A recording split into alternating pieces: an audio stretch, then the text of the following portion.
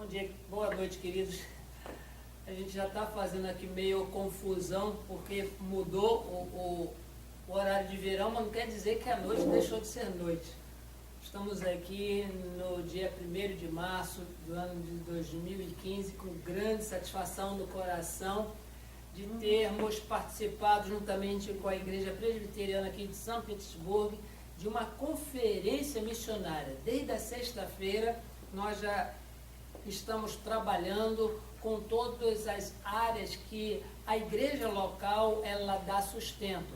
Ela mantém missionários e agências missionárias aqui nos Estados Unidos, na Flórida e em outros lugares do mundo. Eu quero, nesse momento, demonstrar a minha gratidão, não somente para a igreja local, que em parceria conosco permitiu que usássemos as instalações para a realização desse trabalho, mas também os nossos queridos no Brasil, que nos suportam e que nos apoiam e com as suas orações. Irmãos da Igreja Presbiteriana Jardim das Oliveiras, do Presbitério de Magé, o nosso fraterno abraço por tudo o que tem feito por nós.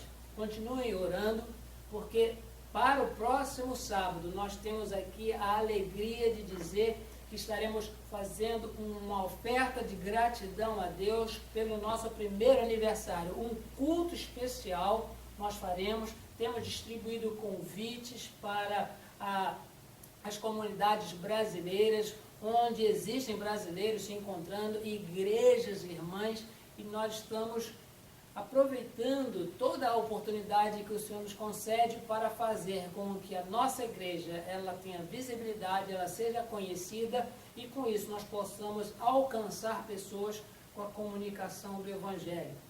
Hoje nós estaremos meditando ainda sobre a consciência do pecado e os efeitos da graça de Deus na nossa vida. E para isso eu gostaria de convidar aos queridos para que abram as suas Bíblias para relermos na Epístola do Apóstolo Paulo aos Efésios, capítulo 2, e do verso 1 ao verso 10, nós estaremos relendo aquilo que o apóstolo Paulo nos instrui a respeito da graça de Deus na nossa vida. Efésios, capítulo 2, versos de 1 a 10. E diz-nos assim a palavra de Deus: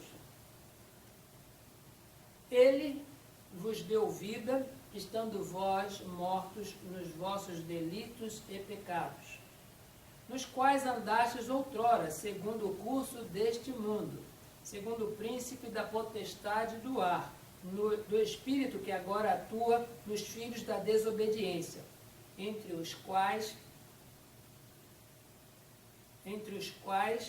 nós também andávamos, segundo as inclinações da nossa carne, fazendo a vontade da carne e dos pensamentos, e éramos por natureza filhos da ira, como também os demais.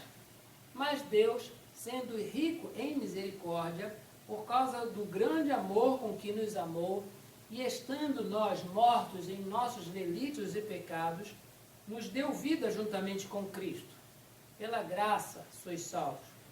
E juntamente com Ele nos ressuscitou e nos fez assentar nos lugares celestiais em Cristo Jesus, para mostrar nos séculos vindouros a suprema riqueza da sua graça em bondade para conosco em Cristo Jesus. Porque pela graça sois salvos, mediante a fé. E isso não vem de vós, é dom de Deus, não de obras, para que ninguém se glorie, pois somos feitura dele, criados em Cristo Jesus para as boas obras, as quais Deus de antemão preparou para que andássemos nela. Queridos, com grande satisfação, a gente está fechando esse assunto que durante todo esse período tem nos instruído a respeito da consciência de pecado. E nós até achamos maravilhosa a participação, de irmãos da igreja americana aqui conosco, porque eles não apenas dão suporte a nós, como também aprendem um pouco do nosso idioma, Graças a Deus a gente tem aqui a presença da esposa Edileia, que serve como tradutora do nosso irmão. Enquanto nós estamos aqui pregando, nós estamos tendo uma tradução simultânea para uma das nossas irmãs da igreja local, que ela é americana, mas ela faz questão de estar conosco e cooperar com esse trabalho. E tendo acompanhado durante todo esse período aquilo que nós temos falado a respeito da consciência de pecado, de como nós podemos adorar e agradar a Deus, esse texto, o apóstolo Paulo fala exatamente da transição daqueles que andavam outrora escravizados pelo pecado, mortos mesmo nos seus delitos e pecados, e qual foi a situação, qual foi o patamar, qual foi o ambiente que eles foram levados através da graça de Deus. E nós, antes de trabalharmos sobre esse texto, nós gostaríamos de dar aqui algumas explicações a respeito dos termos que são usados aqui neste texto. O primeiro termo que fala aqui do texto menciona a palavra misericórdia. Por mais tempo que nós tenhamos de vivência cristã, nós sabemos que pessoas comparecem na igreja, mas não estão muito familiarizados com a nossa terminologia. Não que nós tenhamos um evangeliquez para conversar, mas é certo que as pessoas não entendem o significado, por exemplo, da palavra misericórdia. A palavra misericórdia, ela está nesse texto e se refere àquilo que Deus não nos dá, embora nós mereçamos. Deus, pela sua santidade, pela sua soberania, Ele deveria extirpar da face da terra todos os pecadores. Mas, mesmo eles merecendo esse castigo de Deus, Deus não aplica essa punição à humanidade, e isso chama-se misericórdia. O outro termo que encontramos no texto fala a respeito de graça. E a graça é exatamente o contrário da misericórdia. Enquanto a misericórdia não dá aquilo que nós merecemos, a graça nos dá aquilo que nós não merecemos. Por um lado, nós merecíamos o castigo de Deus, e Ele não nos dá misericórdia. Por outro lado, nós não merecemos o seu favor, e Ele nos concede a sua graça. Sim, queridos, é dentro desse contexto que o apóstolo Paulo ele escreve à igreja de Éfeso para falar a respeito dessa transição. Primeiro, ele menciona a respeito da condição do ser humano. Ele fala a respeito da situação de cada um de nós. E depois ele fala o que Deus faz transportando-nos de uma situação para outra.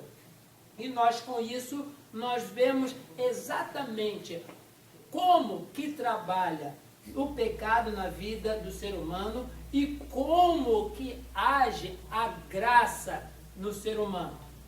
Vamos observar, irmãos, que primeiramente o texto diz que a natureza humana pecaminosa, essa natureza, ela nos leva à morte.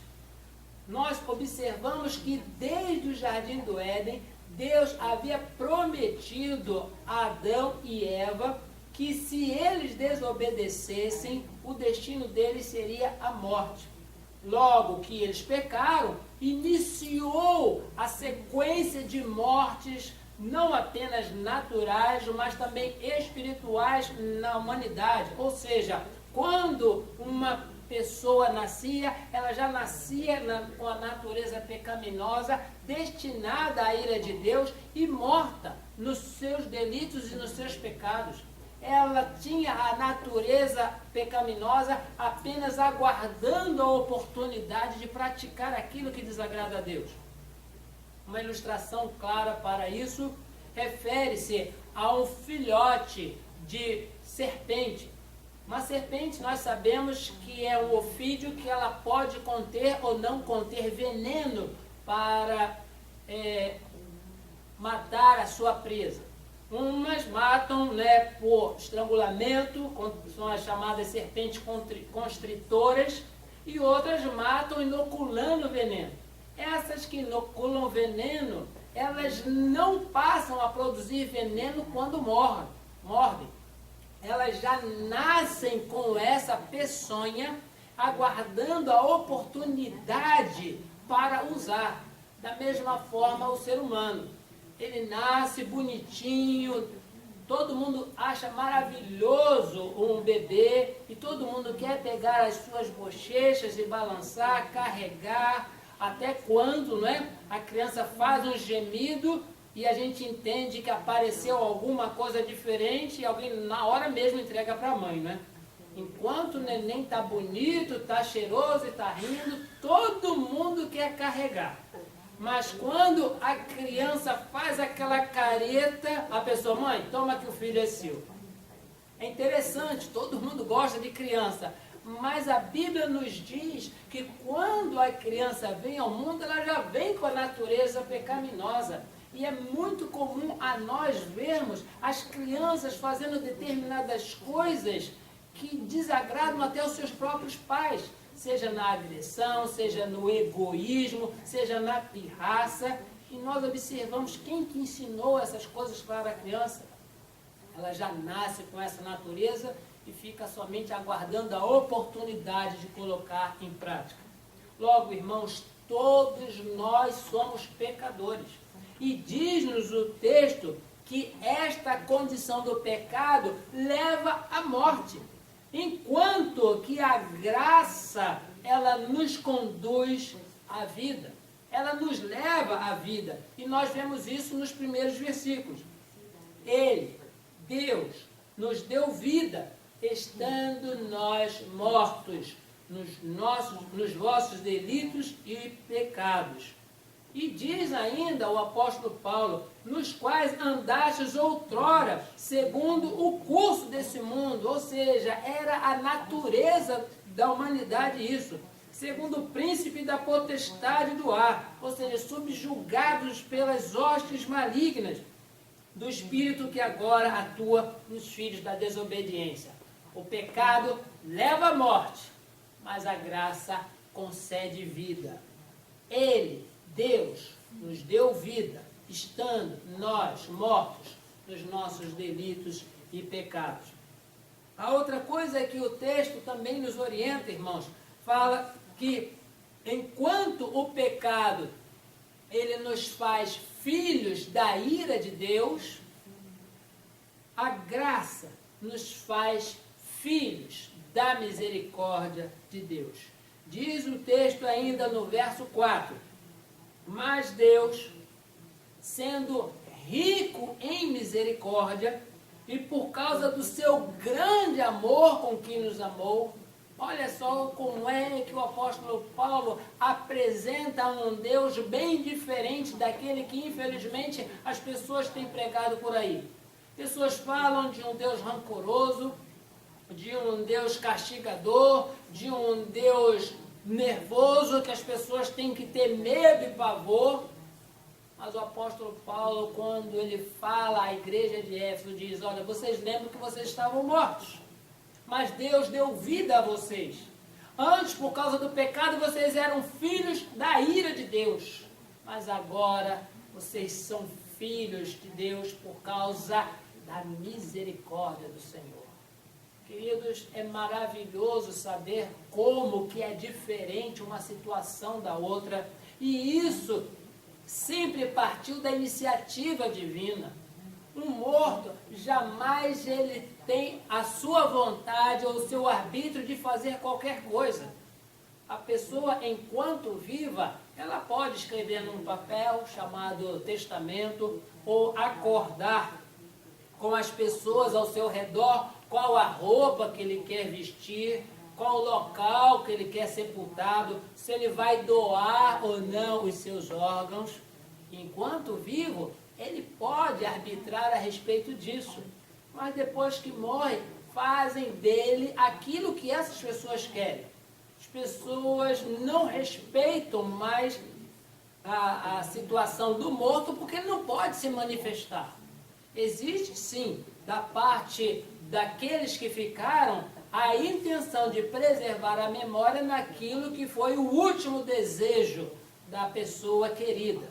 Mas depois que morre, as flores que se colocam para ornamentar o sepulcro ou a sepultura da pessoa, a pessoa morta, ela não pode apreciar as flores.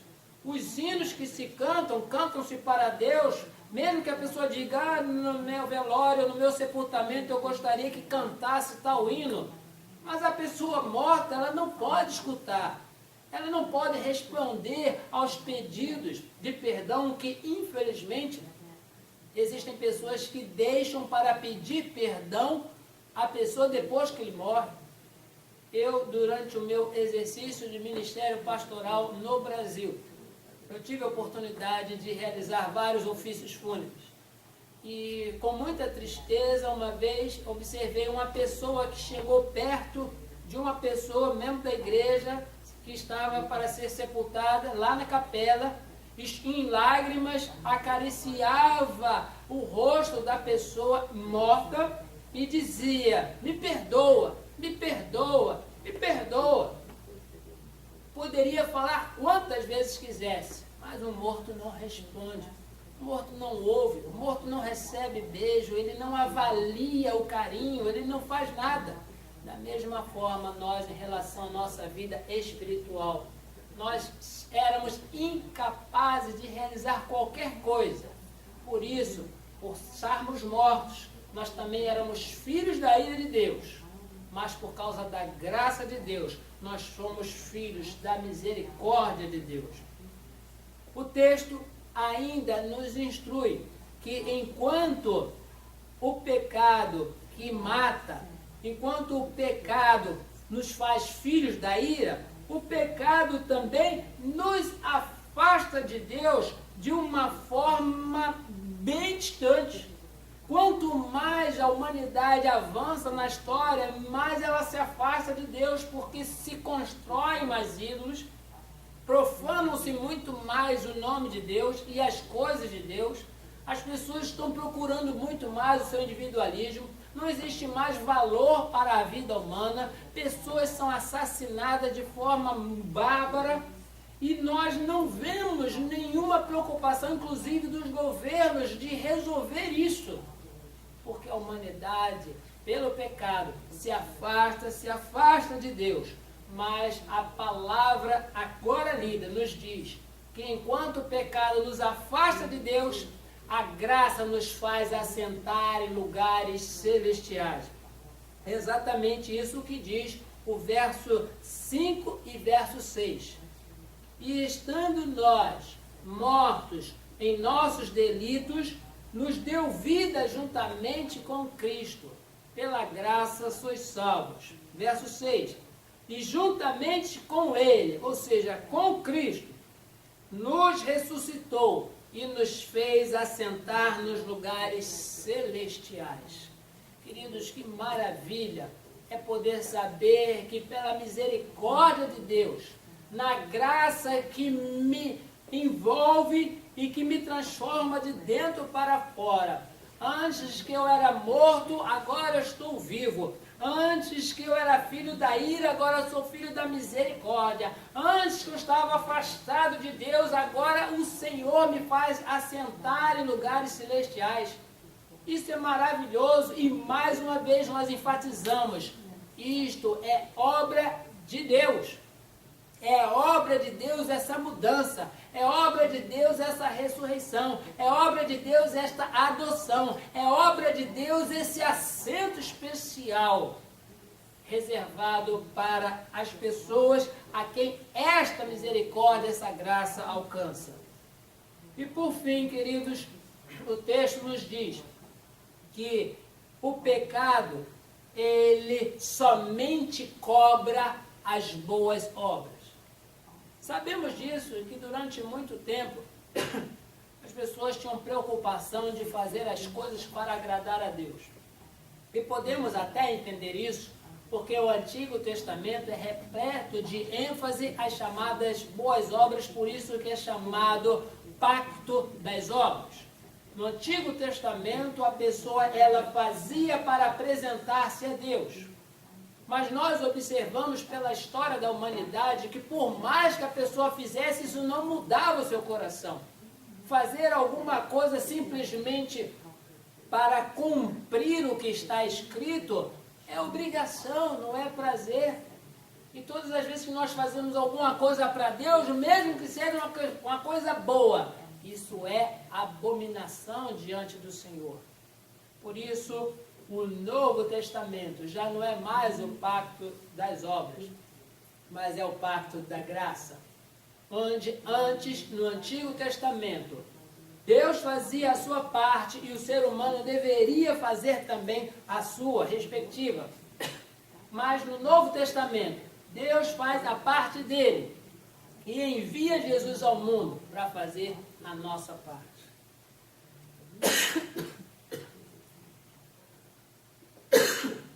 Mas, queridos, quando nós observamos isso, enquanto a lei cobra boas obras, a graça já prepara essas boas obras de antemão. E com isso, queridos, nós queremos mencionar que, mesmo que essas obras elas sejam válidas, elas jamais colocarão a cada um de nós diante de Deus assentados nos lugares celestiais. Enquanto o pecado nos força a realizar obras para agradar a Deus, a graça já prepara essas obras de antemão para que nós andemos nelas. É o que diz o verso 10. Pois nós somos feituras dele, criados em Cristo Jesus, para as boas obras, as quais Deus preparou de antemão para que andássemos nela. Queridos, há uma grande diferença entre aquilo que o pecado faz na humanidade e aquilo que a graça faz na vida do pecador. Por isso, que nesta oportunidade, onde nós estamos fechando nossa série de estudos a respeito da consciência do pecado, hoje, de uma forma maravilhosa, nós abrimos o texto bíblico, que não é apenas a epístola do apóstolo Paulo aos Efésios, mas a Bíblia toda concorre que, se não é pela graça de Deus, se não for pela graça de Deus, que não seja pela graça de Deus, nenhum de nós jamais estaria diante do Senhor se não fosse pela fé em Cristo Jesus. O verso 8, ele concentra essa informação dizendo: pela graça sois salvos. Graça de Deus. É o favor imerecido de Deus que nos salva. E nós entendemos isso pela fé. E diz o verso 8, mediante a fé. A fé é o veículo que nos leva a entender tudo isso. E recomenda ainda o apóstolo Paulo à nossa mente: e isso não vem de vós. Ou seja, não nasce em nós a graça para estarem diante de Deus como salvos. Não nasce dentro de nós a fé para entendermos isso, mas diz que é dom de Deus, é um presente de Deus, a graça. É dom de Deus também a fé pelo qual nós entendemos todo o processo. E com a graça de Deus, nós voluntariamente, de forma prazerosa, nós concorremos para fazer as coisas que agradam a Deus, e não porque está escrito na lei. A lei, ela foi escrita para a nossa instrução e não para nos escravizar. A lei foi escrita para nos ensinar aquilo que Deus quer que nós façamos, e não para que nós sejamos obrigados a fazer, transferindo a escravidão do pecado para a escravidão da lei. Sabemos disso porque no Novo Testamento havia muitos religiosos. Os judeus, nos seus partidos religiosos, como fariseus e escribas, os sumos sacerdotes e todos os demais, eles conheciam a lei, mas estavam tão escravizados à lei que achavam muito ruim quando Jesus ele realizava um milagre no sábado. A lei diz que no sábado não deve se fazer nenhum trabalho, mas quando Jesus curava enfermos, quando Jesus expelia demônios, quando ele realizava qualquer obra boa diante de Deus, não podia ser criticado. Mas aquelas pessoas que achavam ser religiosos, que achavam ser agradando a Deus, elas na realidade estavam escravizadas do pecado, a ponto de não realizarem bem algum ao próximo, somente porque era o dia do sábado. Queridos, nós queremos com isso finalizar a nossa meditação, dando louvor a Deus, dando glórias a Deus, porque pela graça nós somos salvos. Dando louvor e glórias a Deus, dizendo que isso não vem de nós. Não há como confiar em nós mesmos para a salvação, mas confiamos somente em Jesus Cristo, naquele que morreu por nós, que ressuscitou ao terceiro dia, que subiu aos céus e que disse que voltaria para nos buscar. Sim, nós glorificamos e bendizemos a Deus, porque Ele realiza essa obra na nossa vida e diariamente na vida de outras pessoas através da proclamação do Evangelho. Que você, nesta noite, ao ouvir essa mensagem, que você possa refletir e juntamente conosco agradecer a Deus por tudo que Ele tem feito. Não apenas pela sua misericórdia que nos deixa viver, que nos deixa existir, mas especificamente pela sua graça, que enviou Jesus a esse mundo, para que todo aquele que nele crê não pereça, mas que tenha a vida eterna. A nossa oração é que você entenda essa mensagem e saiba que hoje você já não é mais filho da ira de Deus, mas que você é filho da misericórdia de Deus, que você não está mais na condição de morto espiritual, mas você está agora na condição de vivo perante o Senhor, porque a graça de Deus, ela veio até nós em Jesus Cristo. Creia em Jesus Cristo e usufrua e sinta e exale toda essa graça maravilhosa que Deus tem reservado para nós. Que Deus assim te abençoe, é a nossa oração. Amém.